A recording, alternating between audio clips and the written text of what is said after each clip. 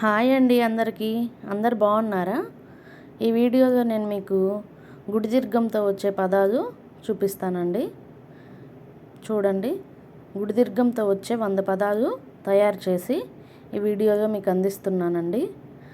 ఇవి మన స్కూల్లో వెనకబడిన విద్యార్థులు ఉంటారు కదండి, వాళ్ళకి చక్కగా మనం ఈ పదాలు కనుక చదివించినట్టయితే ఈజీగా వాళ్ళు చదవగలుగుతారు. త్వరగా వాళ్ళు చదవడం అనేది నేర్చుకోవడానికి ఉపయోగకరంగా ఉంటుందండి.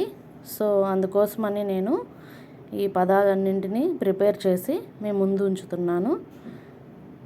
అంతే అండి. వీడియో మీకు గనక నచ్చినట్టయితే లైక్ చేసి, షేర్ చేసి, సబ్స్క్రైబ్ చేయండి.